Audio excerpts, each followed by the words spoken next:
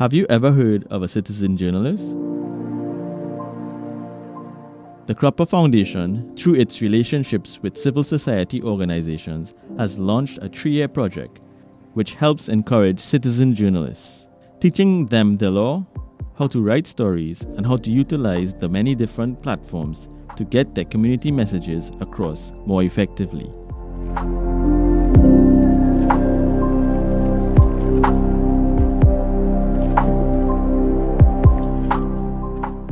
With over 20 years' experience influencing policy, organizations, and development both locally and regionally, the Foundation is hoping that the training also helps support groups wishing to get more involved.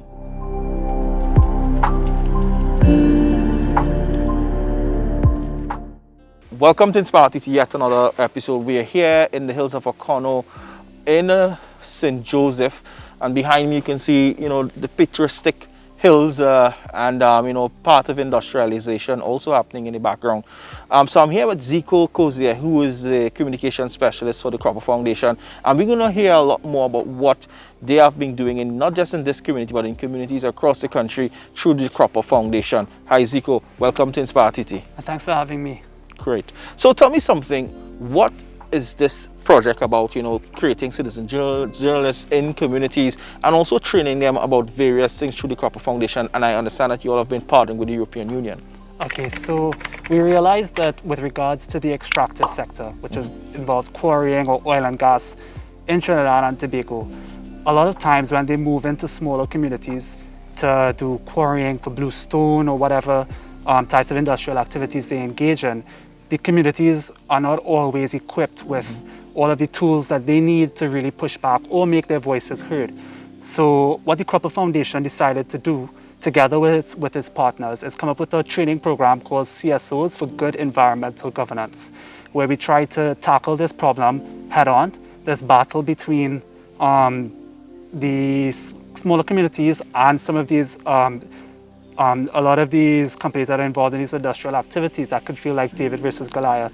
We decided to go in and offer training in terms of environmental governance and also equip them with the skill set and the tools that they need to be able to tell their stories on their own terms so that they can become better advocates for their various causes. So tell me, Zico, how many communities you all have been engaged and how many groups you all have engaged across Trinidad and Tobago? Okay, so what we did is we found a diverse group of 25 civil society organizations. Now, some of these civil society organizations are community groups that work on all sorts of different issues, but that may be impacted by the extractive sector. Some of these groups work specifically on environmental issues like ESCA. And we brought together this group to create this network of networks and provided them with this training to figure out what types of things do they need to learn. So sometimes it's really simple things like understanding what type of legislation exists to govern the issues that you're dealing with. But sometimes even simpler, understanding which agencies you can go to seek redress. So a lot of times there's this feeling that there's a lot of red tape, a lot of obstacles. You might start a process to get an issue resolved with one agency and 6 months later find out that it wasn't the correct one. And then you're back to square one. So if the people who are actually dealing with these issues are trained and have the type of knowledge that they need up front, then they would be able to get solutions to their problems much more effectively. And another big aspect to the training is we wanted them to become citizen journalists for the environment. So if there are issues affecting a community and the community is not documenting the changes over time, for example, here in Oconto, they're dealing with quarrying, right? Now you can see behind us, you can see the scar of course, on the mountaintop, right?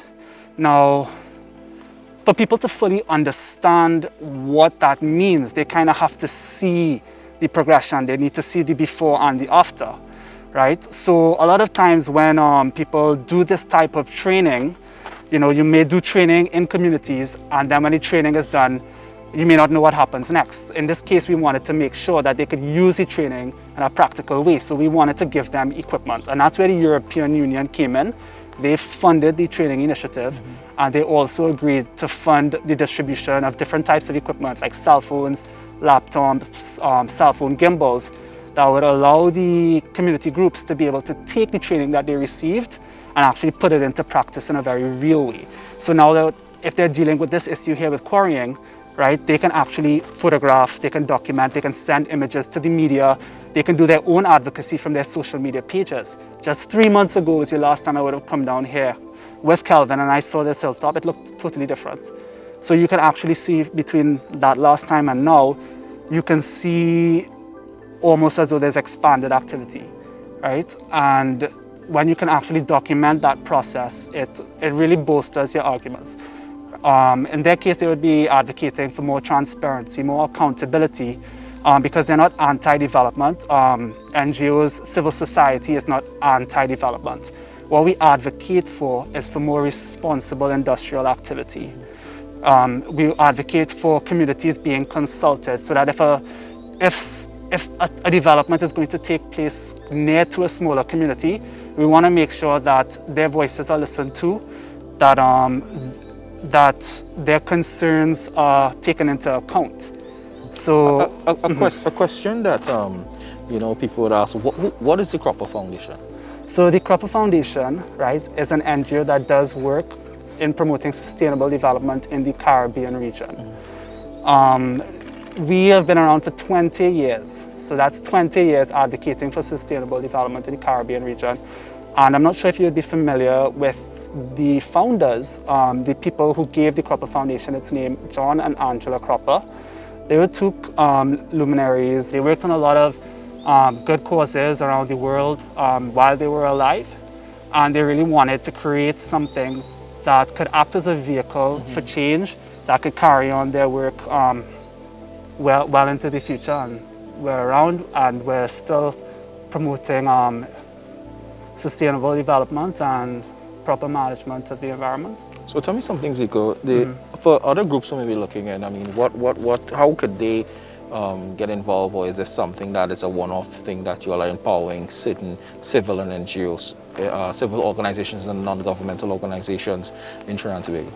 Okay, so to start off, the project started with 25 civil society organizations. The project officially came to a close on December 22nd of 2020. But what makes the project so special is that in order to help empower these community groups and give them a voice, we created a news platform called Caribou Environmental News Network that is supposed to be driven by citizen journalism, meaning that these 25 groups, they all have a voice. They can all use the training that they received to create news stories, whether it be by writing or whether it be by filming and speaking directly to camera. And these stories can be filtered through the Caribou Environmental News Network. Now, even though it started off with just 25 civil society organizations, the vision is that this vehicle called Caribou Environmental News Network would belong to civil society. So the vision is for it to grow. So what we will be doing moving forward is that the Cropper Foundation will continue to work with the different groups that showed a lot of enthusiasm towards the project, helping them develop different types of skills that they would need to become better citizen journalists. But we're also very open to working with all sorts of environmental activists around the country, anybody who wants to become a contributor. So the role of the Cropper Foundation is that we would act as editors, so to speak, and also as mentors. Also as a sort of a nexus for connecting different people in civil society. So a lot of the times when community groups are facing different issues, this new network that we've created, we're often in a good position to say, I think the person you need to speak to next is this person, or perhaps you should connect with this other NGO. All right, you all heard it from Zico Cozier, the communication specialist at the Cropper Foundation, giving us a detailed idea as to what they do in regards of in just in the environment, but community sustainability as well, and what they have created in the last few months in regards of citizen journalists across Trinidad and Tobago. Again, just to give you an idea, we're in Ocono village in Maracas, St. Joseph, and we are here in InspireTT, and we're going to come to the second part of the interview with Michael Ramsingh, where he speaks about the community journalists and talk to some of the residents who would have benefited from this Cropper Foundation project. All right, let's go.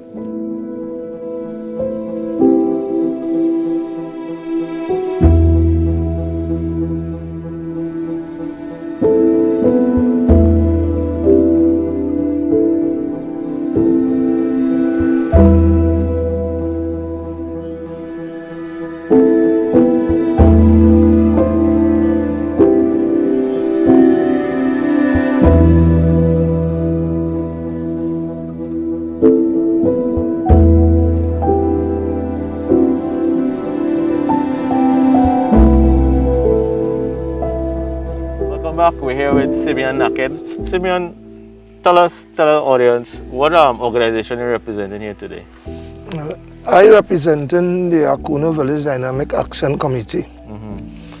This is an organization that was formed since in the early 2000s. How I happened to get involved in this organization, I born and grew in the village. And I know all the forests, parents at the estate garden. I do garden for a number of years for a living. I still does it, but not for a living again. And with a lot of issues in the valley.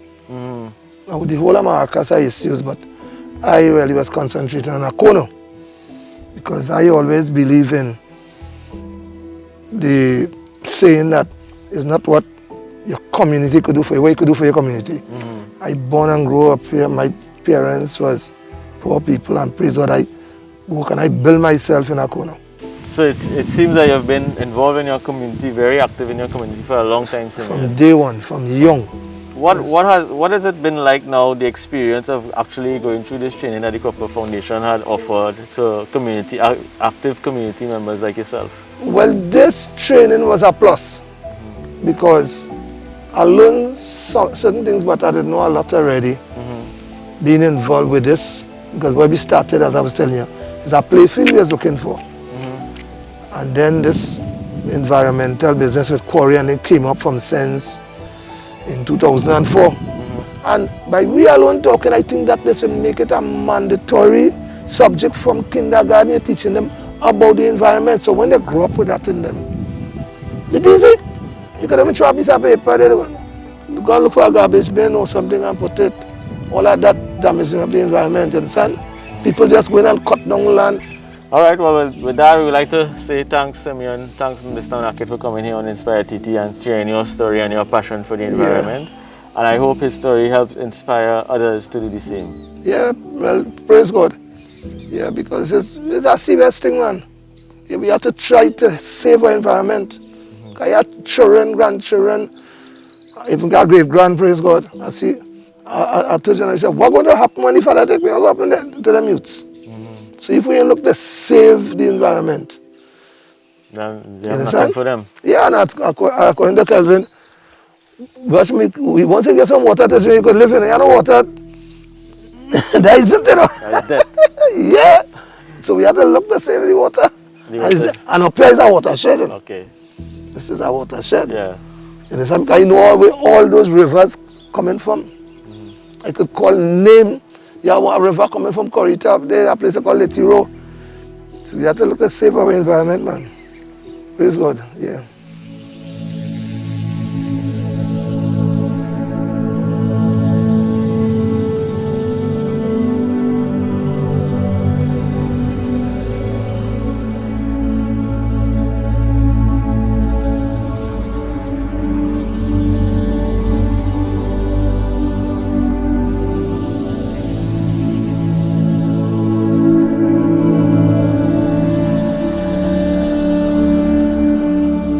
Alright, so as usual, I'm here with the second half of the interview, and I'm going to talk to Kelvin Naked, who's here on my left. Kelvin, you've benefited from the training that the Copper Foundation has offered. What was that experience like for you?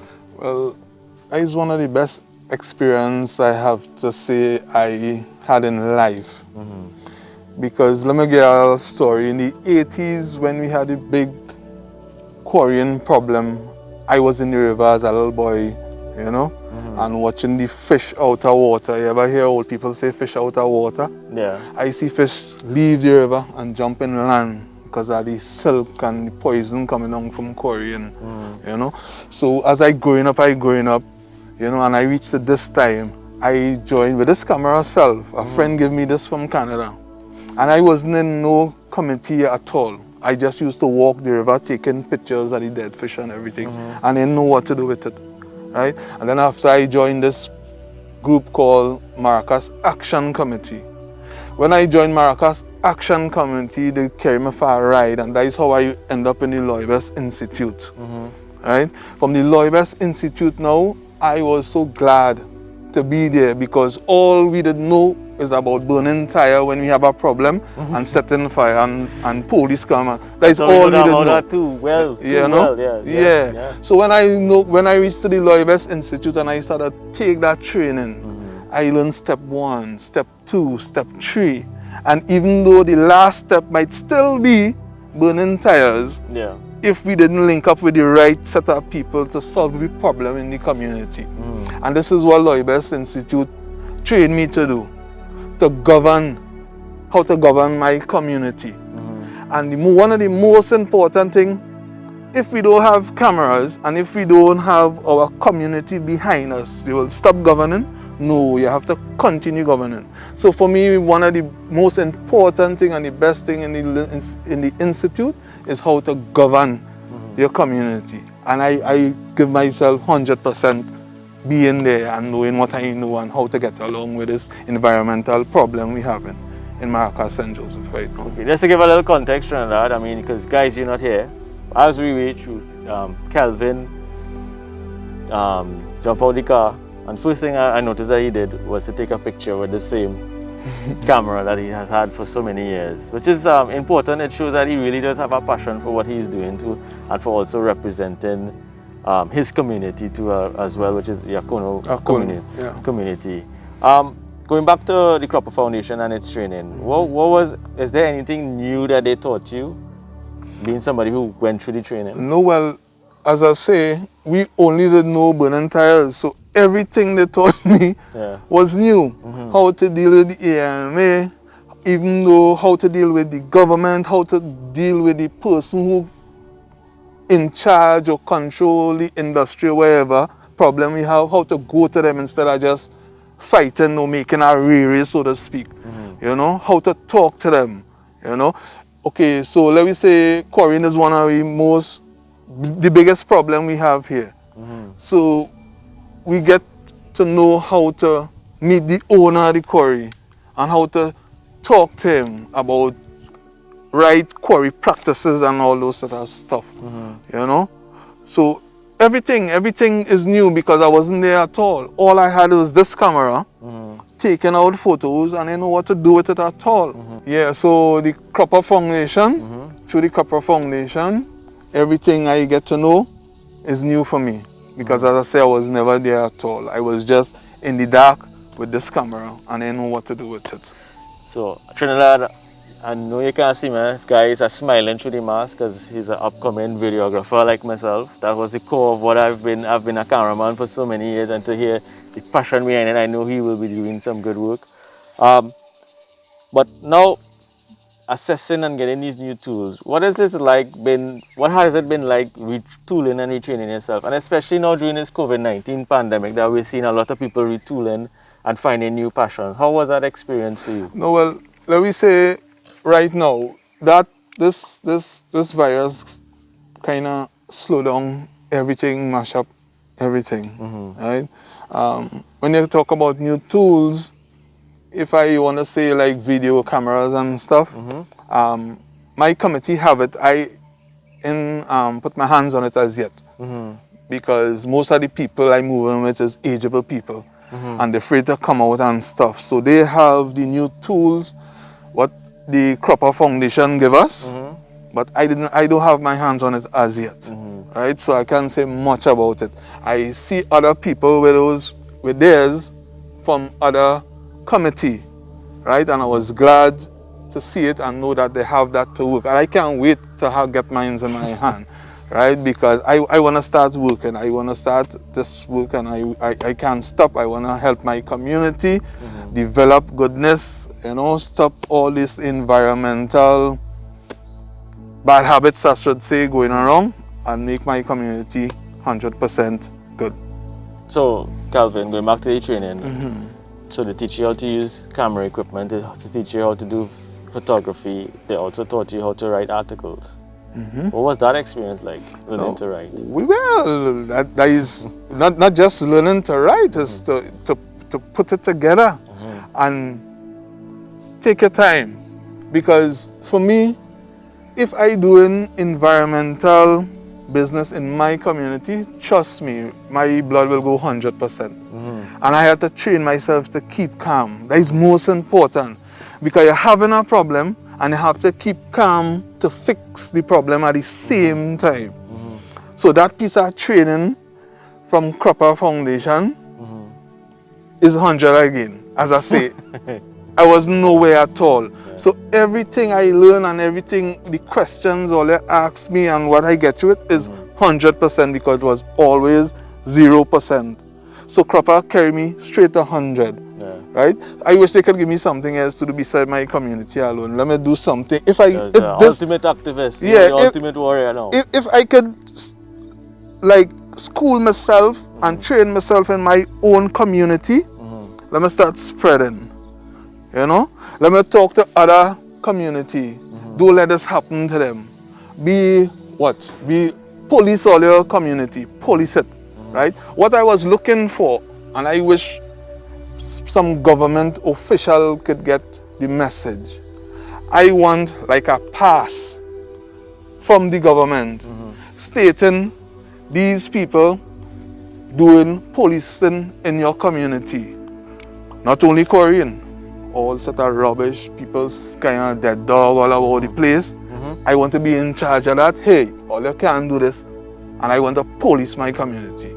Because I could have camera, I could be the best cameraman, I could be the best environment man. If I do have a permission, people could take, they're gonna want to shoot me because who is me? You know? So I want like, okay, the government give me something to open this gate for me to fix my community and talk to them. That is where I want to happen right now, instead of just moving alone and unsecure. That is why I wish it could happen. Well, I mean, InspireTT is all about inspiring, and I hope somebody out there who maybe have the authority or the power that could make Calvin's dreams happen for his community. And it's very important to have people like himself, people like the Cropper Foundation, who are actually representing the environment. Because we're seeing right now during the COVID-19, the environment is actually rebooting a lot of things that wasn't sustainable. People are now thinking about sustainability because we're realizing that we cannot always depend on outside forces. We have to be sustainable. We have to. And you've been saying that too. We have to police our own community. We really have to. What is the feeling like now as an activist having a voice or outlet now? Well, the feeling is like if you have $1 million then you still ain't have enough. I always want more. Okay. That's why I mentioned I want to go out. Go out in the country itself. If I could fix my community, I feel I could fix the whole country. That's why I want. I want work to do. I mean, when I say work, I ain't talk about with pay. Right? I want work to do. I want to help my whole country. As I say some time ago, if we want the country to go 100% good, and all you're in the government, when I say on the politics road, look for a government who put in 100% in the environment. You see a government who want this environment, Trinidad, stop cutting down trees, stop quarrying and stop the oil thing. That kind of government, yeah, we good to go. We good to go. We country is 100%. Well, and my final question, as we look to wrap the interview now, what would be your words of advice for youngsters out there who maybe want to become active in their community and be representing and help protecting the environment? As somebody like yourself who went through the trenches, what are the things that they could avoid and what are the things that they could look forward to? From the time they started to think about the environment, there is an environmentalist. It's just to get the equipment now, get the contact and start to work. As I say, if you don't have the equipment and you don't have your community behind you, you have to govern. I mean, you is the starting. Do it. Or if you're a doctor, lawyer, magistrate, anything, it always has room for you to be an environmentalist. That is for free. Just like that. And do it. Otherwise, the place will come to dust. You wouldn't have no water to drink. Everything, it will be real ugly. As a Rastaman, we say, we in hell. You don't have to die to go hell. Right? It's just getting worse and worse. That is hell. You see like how up they dry? That is hell. Right? And you don't want your home to get hell, like hell. So for the youths and them, be an environmentalist from school. I feel the teachers and them should teach from kindergarten about environmental business growing up. Yeah. So the youth and them be an environmentalist. Don't study money, study your community. And if you have money to come with some kind of payments, that is alright. But jump in that train, be an environmentalist. Trust me. And with that, Calvin, I say thank you for being here on InspireTT. As he said in his interview, it's very important for us to come together as a community to start protecting what's ours and our own. Trinidad is a beautiful place. Trinidad and Tobago is a beautiful place. I applaud you for your yeoman service. Clearly, he is not about doing it for money. He's doing it for his own sense of honor and pride. And we thank you for that. We need to have more like that. I hope we inspire someone out there to get active in their community too as well, because that's what InspireTT is all about. Take care from us now, from the InspireTT team. Thank you, Calvin. Thank you to the Cropper Foundation. And I hope you guys share the content and we could take this thing to a new level. Thanks us. Bye for now.